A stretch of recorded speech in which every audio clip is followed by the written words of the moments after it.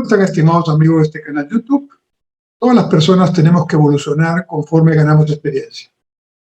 Creo que los valores y los principios son irrenunciables. Ahí no se evoluciona, se fortalece. Pero sí hay que estar atentos a los cambios que ocurren en nuestro entorno, en nuestro país, en nuestro mundo, y ver que tanto esos cambios, si no contraponen los principios y los valores, son cambios que debemos no solo aceptar, sino incluso incorporarnos a ellos para facilitar ese proceso de cambio. Cuando yo era un joven economista, en los años 70, fui formado en una generación de economistas que creíamos firmemente y estábamos muy orgullosos de tener una propia teoría económica del desarrollo que había sido auspiciada desde CEPAL, la Comisión Económica para América Latina, con sede en Santiago de Chile, y que había generado una corriente de pensamiento latinoamericana con Raúl Prebisch, Zunkel, Paz y otros autores, que sin duda era un orgullo para nosotros, porque no solo teníamos el conocimiento de la economía desde teorías que venían de Estados Unidos o de Europa, sino también desde nuestra propia realidad latinoamericana. En esos tiempos, la mayoría de los economistas pensábamos que el Estado debía tener un mayor papel en la economía. Eran tiempos, además, donde habían paradigmas que planteaban posibles escenarios que llevaban a ese pensamiento. El mundo cambió en los años 80 y cambió drásticamente. La Unión Soviética se disolvió, la Alemania comunista desapareció y se reunificó Alemania, el muro de Berlín cayó, muchos países que eran socialistas en lo político y centralmente planificados en lo económico terminaron deshaciendo sus esquemas burocráticos y estatales y adhiriendo a economías más cercanas al mercado. El mundo cambió sustantivamente. Y también cambiaron las teorías, también cayeron muchas teorías. Entonces, y a lo largo del tiempo, tanto en mi actividad académica como en mi actividad profesional y en mi actividad pública, he tratado de ir acomodando estos cambios que ocurren en el mundo a mi propio pensamiento y a mi propia forma de entender el mundo y el país, sin tener que renunciar a mis principios y valores. Y hoy es claro, yo lo tengo muy claro, y contribuyendo a un debate, que quisiera proponer un debate serio sobre este tema, que en estos tiempos el Estado tiene un gran papel. No es que no tenga un papel frente a lo que se pensaba en los años 70. Lo que pasa es que hace 50 años pensábamos que el Estado también debía ser empresario. Y creo que esa discusión nos llevó a resultados que fueron desastrosos, por calificarlos de alguna forma. El Estado tiene la capacidad de actuar en la economía, debe actuar en la economía, pero como gran impulsor de la inversión, de la producción y del empleo a través del sector privado. Es decir, creando las condiciones para que eso ocurra y se genere producción, inversión y empleo, ese círculo virtuoso. El Estado debe proveer los bienes públicos que la ciudadanía necesita. Educación pública de calidad, salud pública de calidad, justicia verdadera, seguridad ciudadana y obras de infraestructura básica como agua, saneamiento, como red de Wi-Fi o como caminos y puentes o drenajes fluviales en las zonas donde llueve mucho. Esa es la tarea del Estado. ¿Y con qué recursos debe hacer el Estado esa tarea? Con los recursos que provienen de los impuestos, fundamentalmente.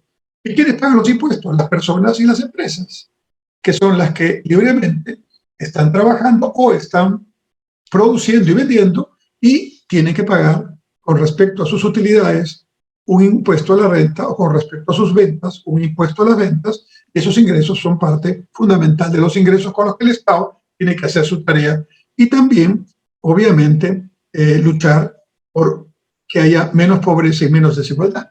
Pero cada quien en su tarea. Ni el mercado tratando de hacer las tareas del Estado, ni el Estado tratando de hacer las tareas del mercado. Y así pienso. Pero no solo lo pienso. Cuando he tenido oportunidad de trabajar en la gestión pública, fui ministro varias veces, y cuando estuve en transportes y comunicaciones, tuve la oportunidad de ejercitar este pensamiento en 3 hechos concretos, que están ahí, a la vista. Primer caso, encontré un monopolio un contrato de monopolio para las revisiones técnicas de los vehículos en Lima Metropolitana. El alcalde de Lima de la época había firmado un contrato con una empresa que le daba el monopolio total por un tiempo determinado.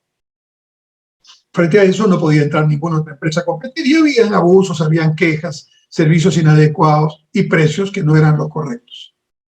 Traté de incorporar a otra empresa en Lima, pero no me fue posible porque estaría incumpliendo un contrato y eso era anticonstitucional. Pero entonces, con los técnicos y los abogados, logramos algo que no estaba prohibido en el contrato. Autorizamos revisiones técnicas en el Callao. Con eso empezó una cierta competencia. Posteriormente ya terminó el plazo del monopolio y se ha abierto felizmente y hoy existen en Lima y Callao varias compañías que hacen revisiones técnicas y eso, la competencia, ha generado diversidad de precios, diversidad de ofertas y mejores servicios. Segundo ejemplo, cuando tuve la oportunidad de ver el Plan Nacional Portuario, particularmente del Puerto del Callao, que es el más importante del Perú, y creo yo de esta zona de América del Sur, del Pacífico Sur, en el Callao había un monopolio por muchos años de ENAPO, una empresa estatal que había tenido gestores importantes y esfuerzos denodados por tratar de ser eficientes en medio de un aparato público ineficiente, esa es la verdad. Pero eso no era suficiente para poder lograr los niveles competitivos, porque además el mismo puerto o la misma ENAPO no tenía las posibilidades de hacer todas las tareas de la logística integrada que hoy día un puerto moderno hace. Ya se habían muchos precios que se sumaban al precio de ENAPO para terminar con la tarifa integrada que cada importador o exportador tenía que pagar. Entonces decidimos promover la competencia. Encontramos ya el contrato con Dubai Port, que es el operador que está en el llamado Muelle Sur, ¿no? En la zona sur del puerto del Callao, y es el tercero del mundo en operaciones de puertos. Y aceleramos las inversiones para que eso pudiera salir antes de lo programado y así ocurrió. Y luego propiciamos un operador del mismo tamaño, del mismo nivel o mejor, para competir de tú a tú con Dubai y propiciamos un concurso internacional donde se presentaron el primero del mundo, Hutchinson, China, y el segundo del mundo, APM Terminals, de Dinamarca.